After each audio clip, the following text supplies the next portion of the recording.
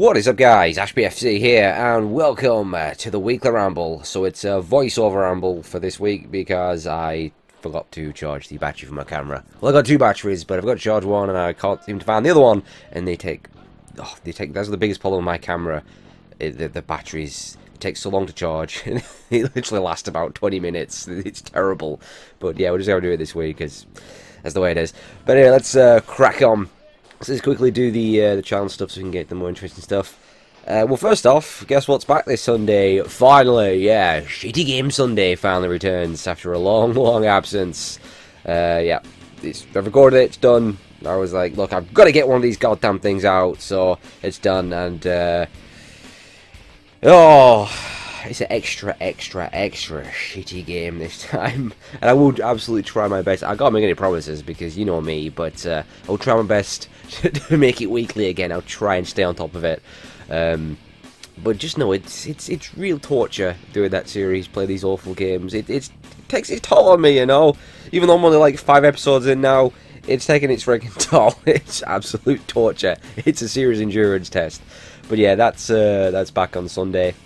And well, some of you might be surprised. I'm kind of surprised myself, but I've started a new walkthrough of like a sort of a lengthier game, like a proper one, which is my first one in a long time since November. The last one I did was Red Dead Revolver, which yeah, I finished in November. So it's been a long time since I've done one of these big sort of meatier walkthroughs, and I'm doing the Getaway Black Monday. It was just kind of I guess an impromptu thing. I just suddenly felt like doing it, and as I explained in the first part of that playthrough, it is a game I'd wanted to do after I finished my playthrough of the first game. So you know, if you want to watch that, it's there. But I had a lot of problems getting it to run sort of smoothly, and a lot of just sort of technical issues on the emulator, you know, like there is with a lot of games. But I seem to have got it working pretty good. I think part of it could have been down to my crappy hard drive that I had at the time. Plus I'm using a newer version of the emulator, and it seems to be going pretty good. So yeah, that's I guess my main sort of project, if you will, on the channel, Getaway Black Monday. So yeah, I mean, it could be the last walkthrough I do. I don't know.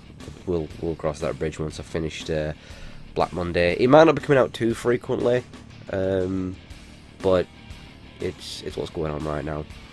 I also got plenty of questions as well for the next Q&A, so maybe I'll put that out next week or the week after or something. Definitely won't keep, you know, have a huge gap like I had between the last ones. I need to sort out my my inconsistency.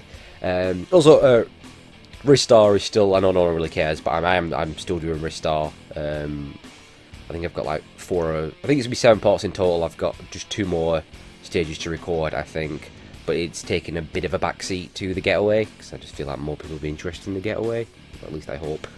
But yeah, that's still a thing for like the one person who may be watching.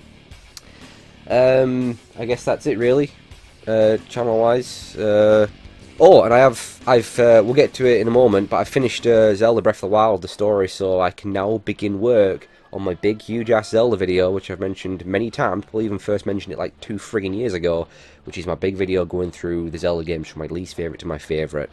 So we'll begin work on that. That's going to take a long time. Those sort of videos do take a long time. I've already captured a hell of a lot of footage for the games. Still a little bit more I need to catch from the trickier ones like the DS games and stuff. And of course I've got to record... I don't know if it's going to be me in the video or just a voiceover, I don't know, but that's something that will take a long time to do, but I am going to begin work on it. But yeah, that's all the channel stuff out the way, so let's move on. So, well, yeah, let's get back to Zelda. Very quickly here, I won't go on forever, I've harped on way too much about Breath of the Wild. But yeah, I finished the game. It took me a long time, forget the exact amount of hours, but well, I finished the story. I reckon I've still got a good few hours, maybe 5+ hours of just finishing up the shrines, because there's 120 of them, and finishing up some side quests and stuff.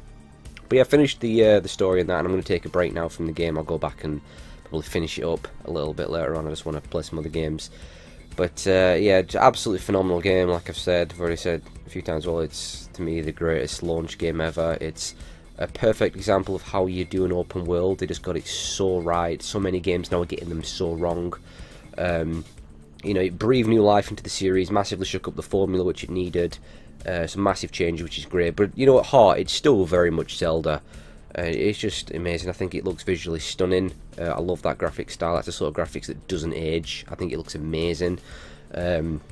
Just exploring the world's incredible. You know, it's full-blown open world truly for the first time in the Zelda series. You see it, you can go there, and it's just this massive sense of adventure as you're exploring, and you're rewarded for exploring, which is great. So we get all these open world games now where they get a massive world, but it's just boring. It's tedious to travel across. It just ends up becoming a pain. You don't see most of it. It's just full of padding and stuff and filler, and it's just not good. Ubisoft and other companies, but no, Nintendo got it so right, and it's really challenging as well, which I like. It's one of my biggest complaints, I guess, about the more recent Zelda games. The last few, I'd say, is they're too easy. Way too easy. I mean, Twilight Princess and Skyward Sword, they're absolute doddle. They're so easy. This one, I mean, you first start, honestly, I'm not exaggerating, it's like playing a Souls game. You're going to die a hell of a lot. And you sort of need to start to figure out the game and realise you can't just charge in there, you've got to be prepared and stuff like that. And it really is challenging, and I like that. And it doesn't hold your hand like the other games have done. It's really, really good. Phenomenal game. To me, it's Game of the Year. The only thing I could see possibly topping it, I still think it will, is Red Dead Redemption 2, but I'm pretty much convinced that game is not going to make it out this year, so I'm calling it right now. Breath of the Wild, Game of the Year 2017. That's enough of Zelda right now, so let's move on. I've also been playing some more ukulele again, absolutely loving it. Again, you know, really disappointed to see it get such low scores. I think it deserves way better, and you know, if you are a fan of the old school platformers, the collectathons in particular, there's no reason why you shouldn't love ukulele. And we're playing a little bit more Mass Effect Andromeda as well. As I said last week, it's really grown on me. I'm actually really enjoying the game. I think it's a great game. Is it as good as the original trilogy? Hell no! But it's still a great game, and the hate it's getting is absolutely ridiculous, and it doesn't deserve it, and it's a great game. And you know, give the game a chance, you know, don't... Just form your own goddamn opinion. Don't just listen to what everyone else is saying. Don't just go off a review on any of the websites. You gotta remember, when these websites, GameSpot, IGN, Polygon, whoever else, you gotta remember, it's one single person reviewing it, and it's their opinion. You know, form your own opinion. Just give the game a chance. Honestly, I think it's great. I do. But yeah, that's that. What else have we got? Just thinking of game releases. We've got Mario Kart 8 Deluxe coming on the Switch. That's just around the corner.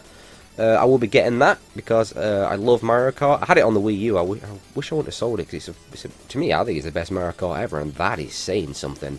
But they've made a lot of a lot of tweaks. I think they've really changed the battle mode, which was shit in the original version. Looks a lot of fun, and yeah, just can't wait to play some Mario Kart 8 again, and it be portable as well on the Switch.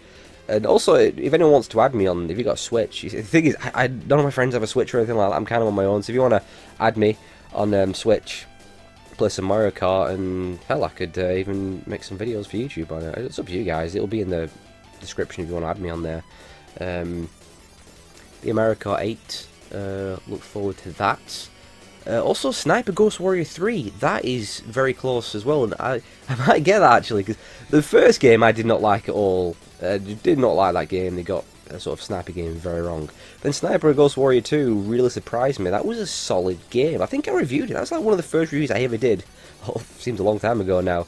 But there was a lot of good stuff about that game. It was a massive improvement over the first. I've watched a trailer and just a few minutes of some gameplay for the game. It looks pretty good. Hopefully it'll be even better than the second. I know they've had a bigger budget, much bigger budget this time round. It's sort of been considered AAA, I guess. It's open world, and looks pretty cool. I mean, I love a good bit of sniping, good bit of stealth, so I think I might enjoy it, and it's dirt cheap as well, at least on PC anyway. So I might pick that up. Maybe that could be the next game I review. Depends how long it takes me to beat, but I might get that, yeah. Well, I will get that, I think. Also, Warhammer Dawn of War 3's, I think that's come out on PC. I might get that at some point. I love RTS games. I've been playing them since, you know, freaking Command & Conquer. That's the ultimate RTS game. I love the base building in particular. But I have all the Warhammer games, I think. The original Winter Assault expansion pack, and Warhammer 2, and all the expansion packs for that. I think I've got all those in a Humble Bundle. And then I haven't played 2, but I've really enjoyed the first one. I didn't beat it, which I should do, but I really enjoyed it. I'm not into like Warhammer. That's originally it's one of those. It's only like a tabletop game or something. I've never really understood those, but point is, like, I enjoyed the game, so I feel like I should go back though and beat first and second before I get the third.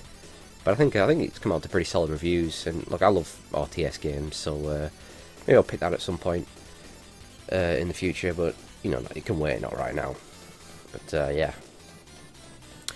News-wise, oh, we're running out of time here. What have we got news-wise? Oh, it is something weird, quite shocking actually. It's kind of sad that this is a thing now, but yeah, Star Wars Battlefront 2, and everyone's insanely hyped. I'll say it again, just please people, just lower your expectations. I know there is a chance the game could be good. Hell, I hope it is. I hope it is an awesome game, but you know, it's EA, just calm down. But there will be no season pass. There will be no season pass for this game, and I'm immediately suspicious. I mean, yeah, call me a skeptical bastard, but you'd be stupid not to be. Again, it's EA, I shouldn't have to say this. But, yeah, no season pass. This isn't like they didn't feel like it fit the game and it divides the community, because some people have all the expansion stuff and others don't. To me, would get rid of season passes completely. They're an absolute fucking joke. But I'm immediately suspicious. So what they're doing then? They're doing something. They're not just going to go, oh, no, you tell you what, we'll release the game complete, absolutely packed with content like the good old days, and that'll be it. No, that's not how this industry works now. They are up to something. There's going to be some other way of them to make money. What? Massive, ridiculous microtransactions? I'm guaranteeing you right now, there is going to be something. There is going to be something for them to make extra money. I guarantee it, so I'm very suspicious. So, time will tell. Here's something interesting as well, very interesting, and I'm kind of happy about it. Call of Duty. It's been confirmed the next Call of Duty game will be going back to its roots. It will be World War II themed. Now, it's no secret. Way back in the day, I was a massive fan of Call of Duty. I remember playing the original back before it was a huge thing. It was amazing. You know, up to Call of Duty 4, it was amazing, and then both exploded in popularity. Activision milked the crap out of it. It became absolute garbage, and I fucking can't stand the series now. I can't stand it.